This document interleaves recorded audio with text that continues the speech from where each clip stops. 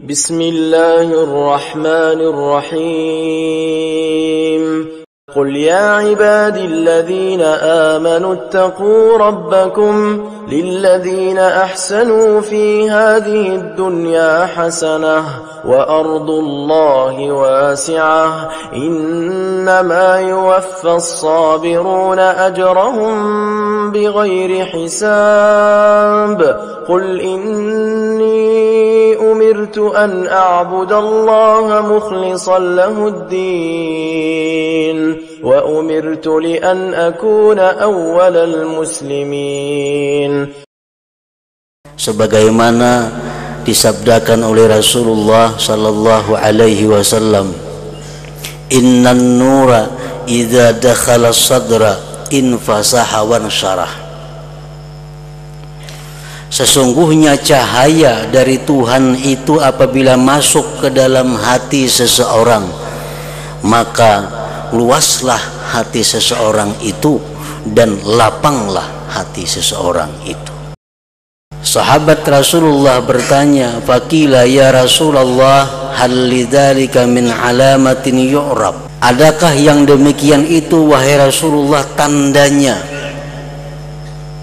Bagaimana tandanya orang yang berhati lapang itu?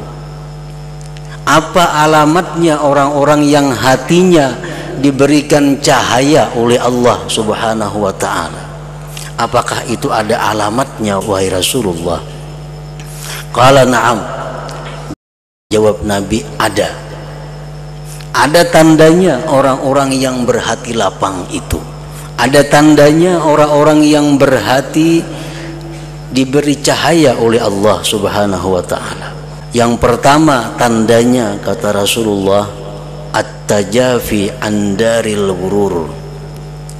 Yang kedua, wal inabatu ila daril khulud. Yang ketiga, wal isti'dadu lil mauti qabla nuzulil maut.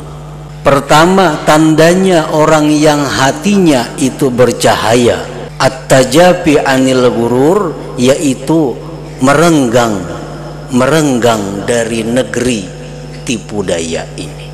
Yang kedua, kembali kepada negeri akhirat yang kekal. Yang ketiga, bersiap untuk kematian sebelum datangnya itu kematian. Nah, tiga ini tandanya orang yang berhati lapang, orang yang punya hati diberi cahaya oleh Allah Subhanahu wa ta'ala. Yang pertama Rasulullah menyebut at-tajafi anil ghurur, renggang daripada negeri tipu daya. Maksudnya renggang itu adalah bahwa dunia itu bukan merupakan perhatiannya yang utama.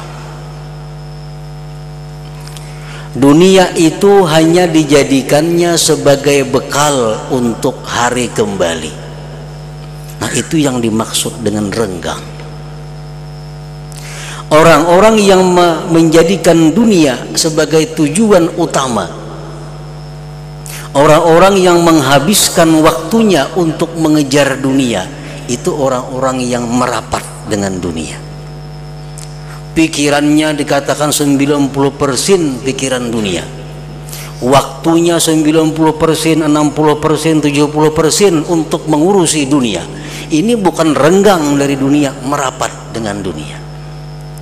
Nah, kalau orang yang renggang dengan dunia itu adalah bukan yang utama baginya. At-tajafi andaril ghurur, merenggang daripada negeri yang tipu daya. Kenapa dunia ini disebut dengan tipu daya? Dunia disebut dengan negeri tipu daya. Para ulama mengatakan antara lain dunia ini disebut tipu daya, bagaimanapun baiknya dunia ini kepada kita, bagaimanapun sayangnya dunia kepada kita, ujung-ujungnya dia akan meninggalkan kita. Nah, ini contoh tipu daya dunia. Kita dirangkulnya, kita didekatinya, kita diberinya, kita disayangnya, tapi ujungnya dia akan meninggalkan kita. Akhirnya kita jadi sedih, akhirnya kita jadi menderita. Nah, itulah contoh bahwa dunia ini tipu daya. Para muhibbin rahimakumullah, pengertian merenggang daripada dunia itu bukan berarti kita menghilangkan pemikiran atau waktu untuk dunia sama sekali. Agama kita tidak melarang kita berurusan dunia. Agama bahkan mengatur bagaimana orang berusaha. Agama mengatur bagaimana orang bertani, beternak, berdagang dan sebagainya. Itu menunjukkan bahwa agama tidak melarang kita untuk mengurus dunia. Namun jangan sampai dalam hal mengurus dunia itu kita disebut orang yang rapat dengan dunia, orang yang akrab dengan dunia. Karena rapatnya kita dengan dunia, akrabnya kita dengan dunia, sehingga menyita banyak perhatian kita, menyita banyak waktu kita, itu menunjukkan hati kita sempit, hati kita tidak ada cahaya dari Allah Subhanahu wa ta'ala. Para muhibbin rahimakumullah, silahkan kita berusaha dunia, apapun usaha kita, tapi para ulama mengingatkan jangan lupa 3 hal. Kalau 3 perkara ini kita langgar, itu menunjukkan bahwa kita sudah termasuk orang yang terjerumus ke dalam jurang dunia. Tapi kalau 3 perkara ini masih bisa kita pelihara, kita masih bisa selamat daripada yang dicela.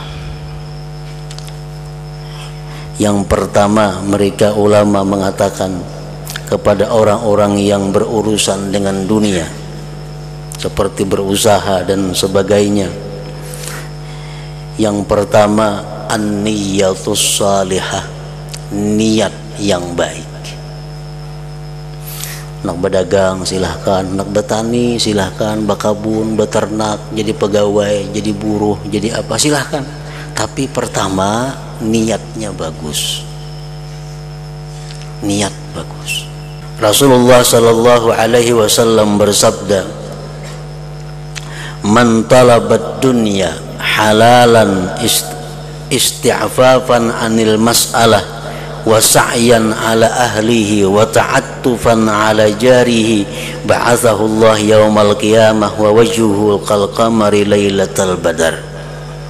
Wa man talaba ad-dunya halalan mukathiran mufakhiran muraiya laqiyallah ta'ala yaumal qiyamah wa huwa alaihi ghadban." Nah, ini Rasulullah menerangkan bagaimana orang yang mencari dunia dengan niat. Barang siapa yang mencari dunia, berdagang, berkebun, halalan halal, jangan yang haram, yang halal. Niatnya mencari dunia yang halal itu adalah isti'fafan anil mas'alah, karena menghindari daripada mengemis, mengusahakan untuk keluarganya dan membantu tetangga-tetangga yang memerlukannya. Nah, kalau kita berusaha dengan niat seperti itu, ba'asahullah yaumal qiyamah wa wajhuhu kal qamar lailatal badar, Allah bangkit nanti di hari kiamat, wajahnya seperti bulan purnama. Niat kita mulai turun rumah, hendak usaha itu apa garang tujuan kita.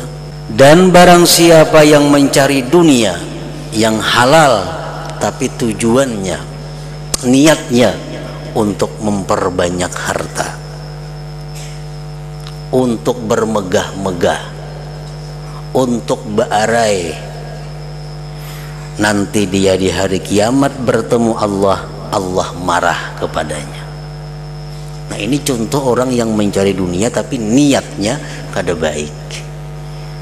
Padahal dagangannya sama, yang dijualnya sama, cuman saya punya niatnya bagus, kayaknya hari kiamat bercahaya wajah seperti bulan pertama, bulan purnama. Nang saya kong ini niatnya kada baik, Allah marah.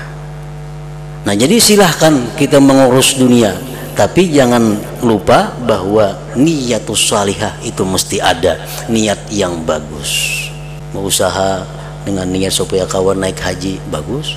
Berusaha dengan niat supaya kawan umrah, bagus. Dengan niat berusaha supaya dapat keuntungan, saya membantu tetangga, membantu ini sebagainya. Nah, itu niat yang bagus. Yang kedua, bagi orang-orang yang berurusan dengan dunia, yang mesti dijaga adalah wifaqus syariah, mensesuaikan syariat.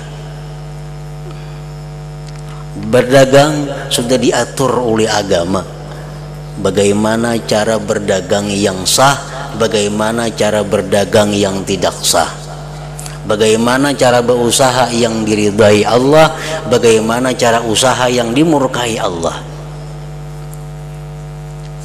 Untuk menyiwakan apa, silahkan jadi tukang siwa, tapi sesuai dengan syariah. Artinya kalau niatnya bagus tapi usahanya kada sesuai dengan syariat, maka niat yang bagus itu kada akan bermanfaat.